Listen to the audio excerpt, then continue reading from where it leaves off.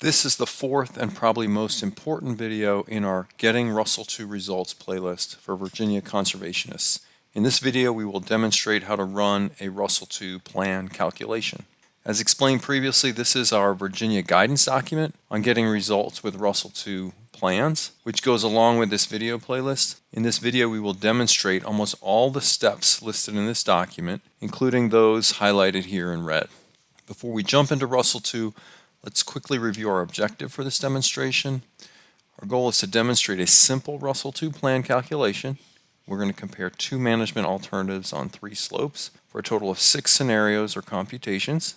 And these are going to be simple crop management scenarios, 1-year rotations, and as mentioned previously, perennial sod versus a high tillage, low residue annual crop. As shown in the previous video, we have already compiled all of our inputs for the calculation in an organized fashion in our RUSLE2 data collection sheet. So we'll pull the information we need off this sheet as we work in RUSLE2. And as you'll see, having thought through and noted all this information beforehand will significantly speed up the process in RUSLE2.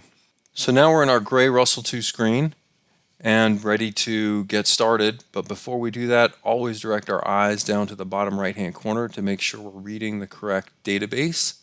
And we are in this case. Also making sure we have the right user template so our screen view is correct. And I'll note that for this demonstration, we're going to be using a Virginia basic user template, in this case, the version from 2019. If you don't use a template similar to mine, then how your screen looks could be quite different. Okay, let's start our plan calculation. We'll go up here to the plans icon, which is a little watershed, kind of looks like a green blob or a leaf. And we are going to open an existing plan file to get started. In this case, I'll choose the default Virginia CMZ 66 plan. The first thing I'm going to do is do a save as. So second icon, I'll click save as. I'm going to give my new file a name. I could save it in this subfolder or a similar subfolder. If you want to know how to make subfolders, you can check the Virginia Getting Results with RUSLE2 Plans document. But in this case, I'm just going to save it here in the Plans directory. And so I'm going to call this RUSLE2, can't type, RUSLE2 Plan Demonstration. So now my file has a name, and I will continue to save early and often. The first thing I'm going to do is set my location. And I'm in Virginia here. Note that I'm going for Goochland County, so I can hit G on my keyboard, which will jump me to the G's, and then I can choose Goochland County. So I've got Goochland County selected. Note that I've got an asterisk now behind my file name, and that's saying that there's been a change since my last save. So I can go to the first icon and save, and I'll continue to save early and often. So I have my location selected, and now I'm ready to begin my first worksheet within the plan or my first field or slope.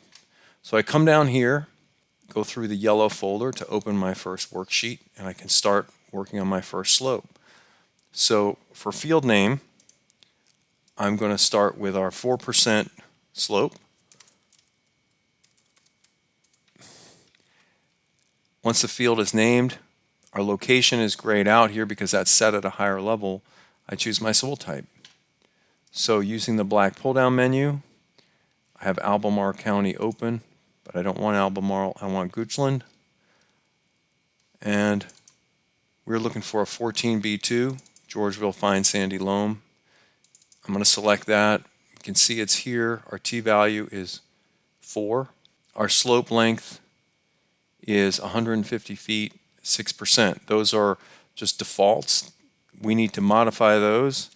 And so what we're looking for is 190 feet and a 4% slope. So at this point, I'm going to save again. I have already selected my climate, my soil type, and my topography. It went really quick. Remember that all of these inputs were already explained and compiled in the previous video. So if you've done your homework, it can be this fast entering this information. So now it's time to model and put in inputs for the farmer management. And in this management alternatives and results table, this broad table, the first thing we're going to do is select our base management. So we're going to go to the pull down menu And we need to navigate now into CMZ66, the A subfolder, and we're going to look for perennial permanent grass hay E01. And this is the selection we already reviewed in the previous video. This is our permanent grass hay, and to check that the inputs here are right, I can drill down into this yellow folder, and this grass hay management looks similar to what I had checked out previously, so that's good. The next thing we want to do is type in a description, and this is going to be our baseline perennial grass hay. Okay, always want to get that description in there. The only other thing I want to check right off the bat is our yields, and general yield level we're going to use management set yield. That looks right, and we don't want to change yield values for these perennial vegetations anyway, but we can check the yield values here. They look fine. Okay, so if there are any other modifications, fine-tuning of inputs, I recommend drilling down into the profile for this alternative, and I'll show you how to do that right here. It will bring up a nested profile, and there's some other changes you can make. If there are residue inputs under step 4C, you can adjust external residue additions. If there are supporting practices, step 5, you can see some of those here. But at this point, we're going to close out the nested profile because I don't have any other modifications to make. So we've put in all our inputs for our first alternative on our first field. Let's take a look here just quickly at our results. Conservation plan soil loss in tons per acres per year, 0.056 is going to round to 0 tons. That sounds about right for perennial grass hay. Our SCI is 1.0, which is very high. That's what we would expect. Our stir value is 1. There's no soil disturbance basically in this management, and this is all kind of what we would expect. So now we've modeled our baseline alternative in the first field. We're going to duplicate that first row, and now we're going to choose our alternative management, which is going to be continuous soybeans. Under B04, we're going to choose wide row, and we had already said in the previous video we're going to choose 102, soybean wide row early, disking 3 times. So we will make that selection. We can drill down quickly and just check if this looks right. 1-year rotation, a stir of 94. Looking over these management elements, this all looks familiar. Okay, it's what we thought we were going to choose. So that's in there. We're going to modify the description real quick. Alternative 1, continuous soybean with tillage. Let's check on our yields. Management set yield, okay. Let's see if we've got our 40 bushel yield as we expect. The yield looks right. Okay, so we've set those factors. Let's take a quick look at our results. And we've gone from 0 tons of soil loss now to 5.9, which is 6 tons. We have a soil conditioning index of -0.47 and a stir of 94, which is what we were expecting based on the management. So what we already see is we're exceeding T on the flattest of the slopes that we're going to model with this very tillage intensive low residue alternative. Okay, so let's save.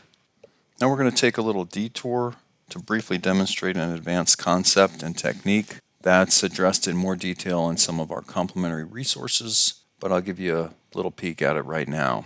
What I'm going to show you quickly is how to get some insight into what RUSLE2 is thinking by graphing biomass or other output parameters. So why would we do this? Well, with our management selections like this soybean management here, we are trying to tell RUSLE2 what plants are growing and what other activities are happening on the modeled slope. But is the message getting through to RUSLE2? Is RUSLE2 understanding what we're trying to convey? One way to find out is by graphing some output parameters for the calculation, such as live biomass. So the way we do this is we go to the nested profile for the chosen scenario, the soybean alternative, and we're going to click on this yellow profile icon. Then under results down here, we'll click on the track biomass tab, and we will highlight the live biomass in pounds per acre column, and then right click on the header and choose graph. So what we see here is graphed over the course of the simulation or the year, pounds per acre of live biomass, and as expected, we just see the soybean growth curve basically between May and October. We don't have any other living plants in the winter, which is what we intended. This gives us a sense that RUSLE2 is on the right track. Now there are other parameters in here we could graph, such as roots or canopy cover, surface cover. Okay, let's back out of this nested profile and let's compare the live biomass growth curve for the perennial grass hay alternative. So again, we'll drill down into the profile, nested profile. We'll go to the track biomass tab, and then we will right click and graph the live biomass for the perennial vegetation. And here we can see, as expected, living biomass throughout the simulation period or all year round. We can even see these drops in biomass when the hay crop is harvested. So this again tells us that RUSLE2 is on the right track in terms of what we're trying to model. It also gives us some insight into one of the factors that explains this vastly enhanced erosion prevention that the perennial vegetation provides. So we'll close this and back out of the nested profile. So that concludes our little detour into this advanced topic, and we'll get back into our basic plan calculation. At this point, we've modeled two alternatives on our first slope or field. So we're going to close this field or worksheet and go back to the plan screen. And you can see here we just have one field that we've created, and we can see the results of the two alternatives on that field. Now, the general strategy I always recommend is get the first field right, and then after it's all good, create your second field. And most likely, if you have the same management and some other factors the same on your second field, then it'll save you work, as you'll see right here. So we're going to drill down into the second field, and we're going to start modifying. Now, our intermediate slope for our calculation is going to be an 8%. We're going to stick with the Georgeville fine sandy loam soil type, but we're going to modify the slope length and steepness. And we were actually looking at 110-foot slope length on an 8% slope. So you'll notice RUSLE2 is making the modifications to the calculation as we go along. Our managements are going to stay the same. Our management comparison stays the same. And therefore, we don't expect our stir values to change, because those just are an indication of soil disturbance and they're independent of slope. But we do expect soil loss to be impacted. And so what we see is we're still at 0.1, which rounds to 0 tons of soil loss for the sod. But now we're at 10 tons of soil loss for the soybean rotation. And our SCI has changed as well. We'll hit save. What we've done now is we have modeled the two alternatives on our 8% slope. So we're going to back out of this field, the little gray X. We close that. Now we've got two fields done, and we'll create our third field, making a copy of the latest worksheet, and we will now go into that field through the yellow folder, and we're going to modify this one. And this time it's our 12% slope. I'm going to stick with the Georgeville fine sandy loam. Now we can, as we get into steeper slope, we could choose a C slope Georgeville, and I'll do that real quick. But the important thing is that the inputs for the Georgeville fine sandy loam are going to stay the same whether we go with the B or C slope. The K factor and all that are going to stay the same. Now put in our slope length and steepness. In this case, 150 feet at 12% was the representative slope for the steepest part of the field.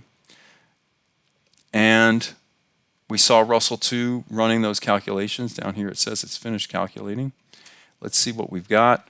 Again, it doesn't hurt to check our managements, make sure our yields are right. So for instance, just check over here, yield values 40 bushels for the soybeans. That's good. Just a little quick check.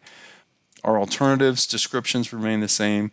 Our stir value, soil disturbance, hasn't changed. But again, the influence of slope on soil loss is clearly seen here. We're 0 tons of soil loss for the perennial grass versus 20 tons per acre per year, which is 5 times soil loss tolerance for the soybeans. And then our soil conditioning index again continues to change with the steeper we are, the more erosion we have, the more organic matter loss we expect over time, and that's reflected in this very low -1.6 SCI. Okay, we'll save one more time as we exit out, and this is it. We have modeled 6 different scenarios, 2 management alternatives across 3 slopes. That concludes our video demonstration on how to run a RUSLE2 plan calculation. Up next, we'll show you how to print those calculation results.